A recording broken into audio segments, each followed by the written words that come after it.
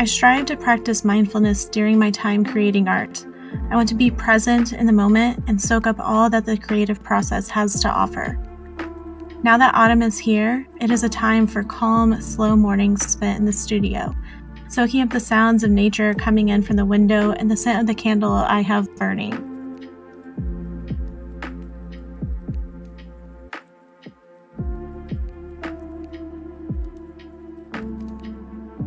I often listen to audiobooks while I work, and I have found that this all creates a cozy environment for me to escape into the meditative art-making process.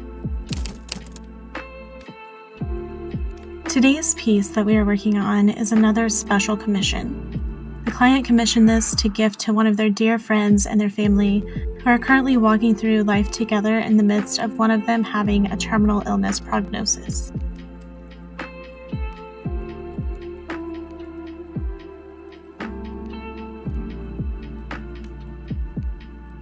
Holland, Michigan is a dear and special place to this family. It is like a safe haven to them, and the client had this vision of Holland's iconic lighthouse, Big Red, set against a beautiful sunset with the waves of Lake Michigan breaking against the pier. Lighthouses tend to be a symbol of safe havens, and they are known for guiding sailors back home safely to their families. I think this piece holds so much symbolic meaning, with the client specifically choosing to portray a lighthouse and not just the simple beauty of Lake Michigan. This was a very intentional and thought out gift from the client, and I hope that for the family receiving this piece, I hope it can help them reflect on all the memories they have been able to make, while also bringing a sense of peace and comfort to them as they continue to traverse this period of their lives together. Last Christmas, I received Sennelier's 24 assorted color set as a gift, and when I had the chance to use them, I immediately fell in love with these. I don't know how many of you possibly have had a similar experience with oil pastels as I did when I was a kid, but, as a kid, typically the first art medium you use is, crayons.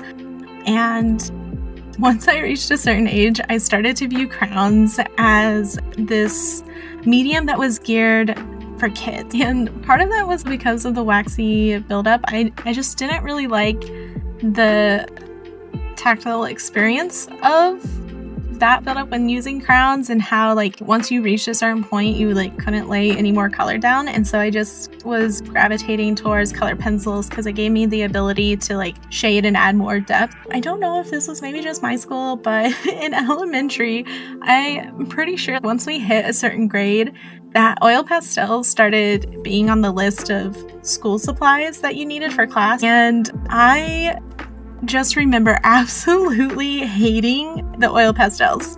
I hated the texture. With not really knowing how to use them, I just assumed that they were used exactly the same as crayons. And I didn't enjoy crayons. So obviously, because I didn't enjoy using crayons at the time, I also didn't enjoy using oil pastels. For the majority of my time as an artist, I have been avoiding oil pastels because of that experience I had with them as a kid. And it wasn't until the last couple of years or so that I really started having this interest in wanting to try them again, to find out, are these more than just fancy crayons? Why do other people like them? What is it about them that makes them so special and so fun to work with? I was actually kind of nervous about trying them. Mainly, I was nervous about spending the money on the art supply and not liking it and wasting the money, and the risk that this art supply that I had a bad experience with as a kid would just potentially sit on my shelf staring back at me yeah, you wasted your money on me and you don't like me. And so I put off buying them for a while. Finally, the urge to try them got so strong that I started doing a ton of research into them to really decide if they would be a good fit for me and if I would actually enjoy using them. Will I want to continue using them? I was trying to be really mindful. I watched so many videos on oil pastels, and I listened to a lot of other artists talk about them. Once I decided that I wanted to specifically look into the Sennelier brand, based on what some other artists had to say about the quality of them, with like the creaminess and how blendable they were and the vibrancy of them, and also the light fast qualities of them, I thought this would be a good brand to use, because if I ever decided that I wanted to use them for commission work, I could. It's been sort of nostalgic returning to a medium that still feels somewhat similar to the first medium I used as a kid. You know, they're in a stick form similar to how crowns are, and when you lay them down, like the first layer that you're applying, it's definitely applies more like a crown, because the stroke is just the thickness of the pastel stick that you're using, or like the side of it that you're using. And you know, you still get that grain of paper coming up from underneath the surface for where it didn't quite cover all of it. So the first layer that you apply definitely looks a bit childish when you're first laying down the color, but as you build up the layers and start to mix them, the painting you're working on, it starts to take shape, and it comes out in this expressive, gorgeous way. When I used these oil pastels, I quite possibly decided that these are now my favorite medium for doing water. I don't know what it is, but it just clicked with me. I always feel like I struggle with painting water, but these, it just felt effortless. I love all the layers of the colors that I can get with this, and how the oil pastels blend together to create all these various hues on the waves and with the reflections. It is so gorgeous, and the texture that you can get for, you know, how the crashing waves are, you know, the crest of the wave where it's breaking and all the white foam of the water. And I just love being able to build up that texture. It's so creamy and there's so much depth. Since testing these out, I have created 6 other pieces in addition to this first commission. The other pieces were all personal pieces that were my own inspiration of various things that I wanted to depict in the moment. It's now time for the single most satisfying and also most nerve-wracking part of this entire process, and that is the tape peel.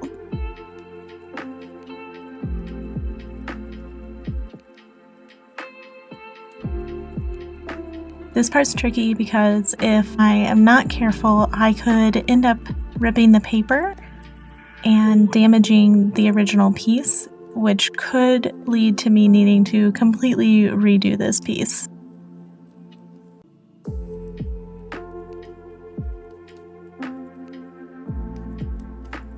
Thankfully, the paper did not tear and all was well with this.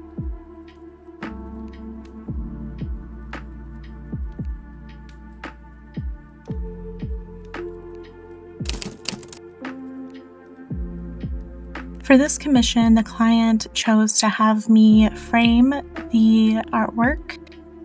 Pastels are a little trickier when it comes to framing because the pastel cannot come into contact with the glass of the frame, because then it risks a transfer of the oil pastel. It could stick to the glass and end up smudging.